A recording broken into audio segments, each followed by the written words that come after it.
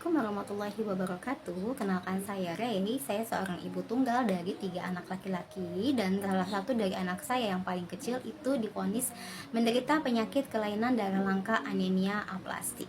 Karena banyak banget yang udah nge-DM aku, yang tanya-tanya bagaimana sih gejala ataupun penyebab dari penyakit anemia aplastik ini. Akhirnya sekarang aku putusin untuk bikin video ini. Semoga video ini bisa memberikan penjelasan yang sejelas-jelasnya buat semua bunda-bunda di luar sana yang membutuhkan sedikit pencerahan dari saya, supaya bunda bisa meng-aware agar anaknya terhindar dari penyakit kelainan darah langka.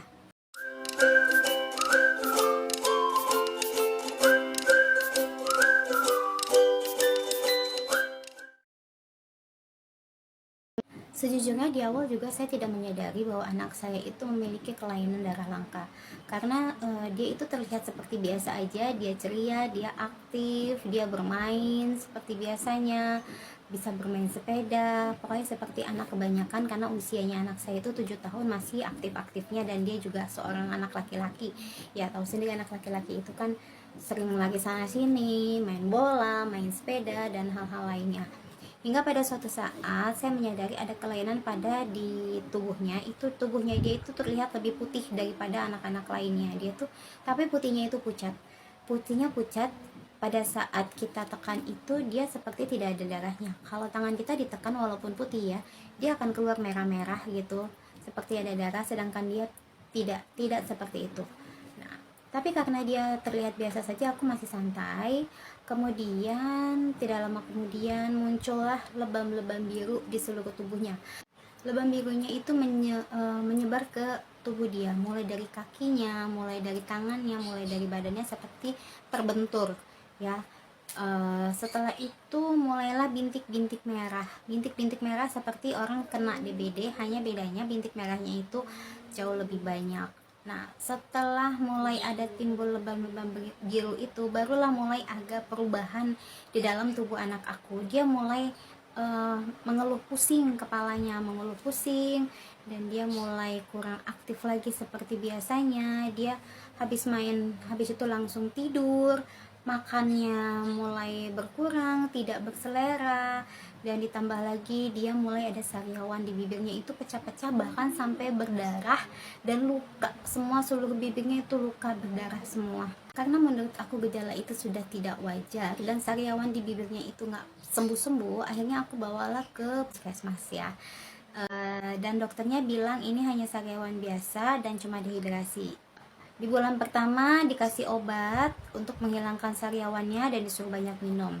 Di bulan kedua balik lagi seperti itu. Di bulan berikutnya balik lagi dengan keluhan yang sama, dan dokter bilang juga dengan hal yang sama, lalu disuruh banyak minum, dan itu hanya dehidrasi.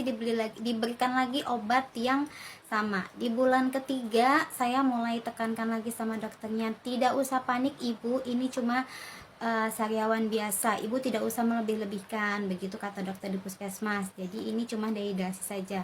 Oke, saya ikutin, saya berikan obat ke anak saya lagi, hingga pada suatu waktu anak saya mengalami mimisan pada saat dia main siang. Mimisan keluar, dan tiba-tiba malamnya lagi di rumah dia batuk dan muncratlah darah dari hidungnya itu ya. Jadi mimisan tapi dia muncrat gitu banyak sekali, dan itu tidak berhenti kurang lebih sampai 1 jam lebih. Saya coba obatin, saya coba ganjel dengan tisu, dengan daun sirih. Akhirnya berhentilah di sekitar sejaman lebih begitu. Gak lama kemudian dia mulai beraktivitas biasa lagi. Saya kasih minum, cuman memang makannya mulai sudah berkurang. Lalu kejadian lagi seperti itu, tengah malam dia batuk dan mimisannya langsung muncrat dan banyak, dia menangis. Saya panik, akhirnya saya langsung inisiatif bawa ke UGD. Di rumah sakit pertama yang saya datangi, anak saya ditolak karena memiliki fasilitas yang tidak memadai, karena mungkin dokter di UGD sudah memprediksi bahwa ini ada kelainan darah atau penyakit serius yang membutuhkan penanganan yang lebih, dan fasilitasnya tidak ada di rumah sakit itu. Kemudian saya disuruh ke rumah sakit tipe A, tapi karena rumah sakit tipe A dari sini jauh, saya masuklah ke rumah sakit tipe B dan di situ dibantu, ditanganin. Setelah anakku diterima di rumah sakit tipe B di UGD-nya, lalu dia dicek darahnya, mimisannya dicoba untuk diganjel supaya tidak mengalir terus karena mimisannya sudah 2 jam tidak berhenti dan anakku sudah mulai kelihatan lemas, lunglai dan dia sudah tidak kuat lagi mengangkat badannya, dia udah lemes gitu deh. Akhirnya dicek darahnya, ternyata hasilnya HB-nya anakku itu sisa 5, dan trombositnya itu sisa 3, leukositnya itu saya lupa kurang lebih 4 atau berapa. Itu semua sudah di posisi kritis, posisi darah kritis. Jadi dokter UGD menyarankan ini anak harus dirawat segera untuk ditransfusi dan dicek lebih lanjut ada apakah gerangan gitu karena darahnya sudah benar-benar habis. Akhirnya dipindahkanlah ke ruang rawat inap, anakku dirawatlah selama kurang lebih sekitar 1 minggu, ditransfusi terus tapi ternyata darahnya tidak juga naik. Jadi misalnya malam ini ya sore sampai malam itu darahnya ditransfusi, besokannya darahnya turun lagi. Dilakukan di hari kedua masih sama, darahnya turun naik lagi, tidak bisa naik sesuai dengan prediksi dokter. Seharusnya kan bisa naik sekian ribu ya kan, ini tidak, turun lagi bang, sampai 1 minggu.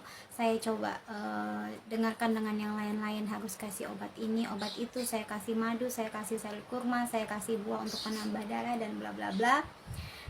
Dokter sudah mencurigai, saya tanya kenapa anak saya dok, tapi belum ada hasilnya. Dokter bilang apakah ini DBD, sepertinya bukan ya, jadi ibu kita cek dulu aja katanya. Terus akhirnya anak saya semakin memprihatinkan, tidak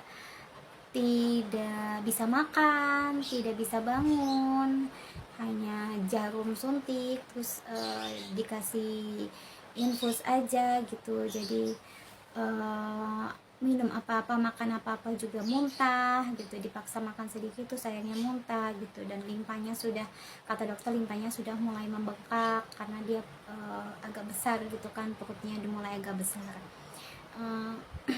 Di situ dokter sudah mulai bingung dan akhirnya saya kenal dengan teman ya, kebetulan sebelum anak saya sakit saya pernah kenal dengan teman, dan teman ini pernah mengenalkan salah satu terapi, dan saya coba bertanya-tanya dan akhirnya teman itu menyarankan saya coba yuk ikutin terapinya ini sambil membantu, siapa tahu ada perubahan.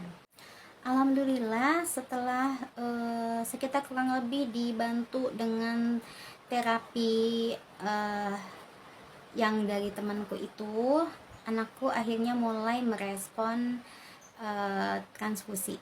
Jadi sebelumnya dokter sudah bilang, Bu, kita kasih waktu 1 minggu lagi ya, kita coba 1 minggu lagi, bukan kasih waktu, kita coba 1 minggu lagi, kita lihat perkembangannya. Kalau memang sudah baik, alhamdulillah, tapi tetap ini akan harus dirujuk ke rumah sakit tipe A ya, rumah sakit tipe A yang ke hematologi, jadi khusus dokter spesialis darah ya. Dan saya bingung dong, saya panik, kenapa, ada apa dengan anak saya, kenapa harus ke dokter hematologi. Sepertinya anak ibu mengalami penyakit kelainan darah, tapi kami belum bisa pastikan penyakitnya ini jenis yang mana, karena kelainan darah itu banyak jenisnya. Begitu penjelasan dari dokter di rumah sakit tipe B. Dan alhamdulillahnya ya kan, anakku mulai merespon dari transfusi karena dibantu dengan terapinya itu ya, karena sebelumnya itu tidak merespon sama sekali. Darah yang ditransfusi itu habis dan habis lagi. Setelah dipakaikan selama seminggu, akhirnya darahnya mulai tambah. Waktu itu HB-nya naik ke 9 atau 10 gitu ya, TC-nya naik ke 15.000 apa 20.000 gitu ya, TC-nya naik ke 15 atau 20.000. Nah, karena itu akhirnya anakku sudah bisa dirujuk ke rumah sakit tipe A ya.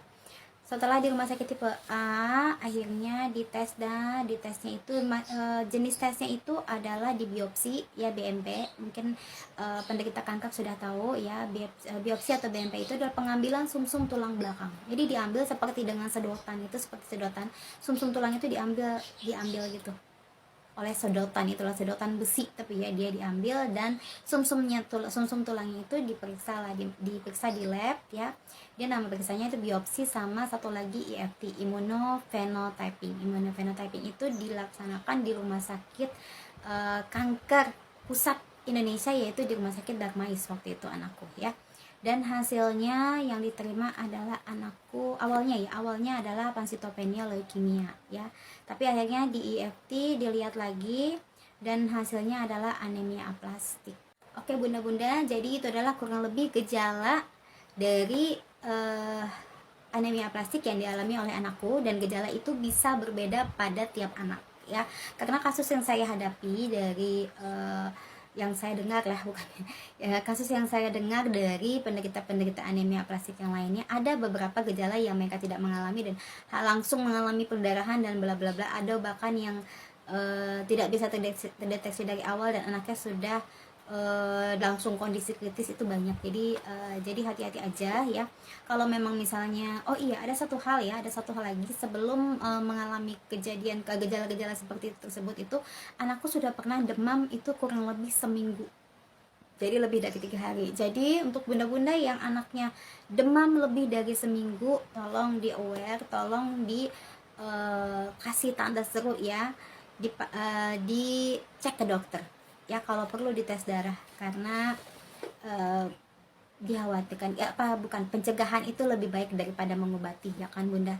Karena saya waktu itu saya nggak paham, jadi ya anakku sampai akhirnya ngedrop seperti itu. Tapi alhamdulillah Allah masih kasih kesempatan buat aku untuk bisa lebih lama lagi mengurus dia, dan saya bersyukur sekali saya juga bisa menemukan salah satu terapi yang akhirnya cocok dipakai sama anakku ya, di luar dari terapi rumah sakit ya, karena penyakit anemia aplastik ini tidak ada obatnya, belum ditemukan obatnya ya, dan hanya ada salah satu cara adalah cangkok sumsum tulang belakang, seperti yang dilakukan untuk penyakit leukemia, yaitu pencangkokan sumsum tulang belakang, dan itu hanya bisa dilakukan di luar negeri ya, di Indonesia itu belum ada, itu bisa di Singapura ataupun di Penang.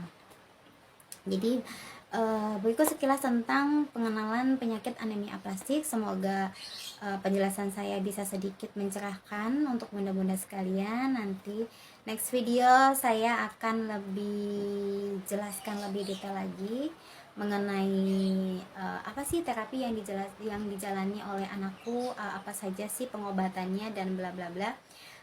Kita akan bertemu lagi di video selanjutnya. Jangan lupa di like, di share, dan di subscribe. Salam sehat untuk semua anak dan bunda di Indonesia. Assalamualaikum warahmatullahi wabarakatuh.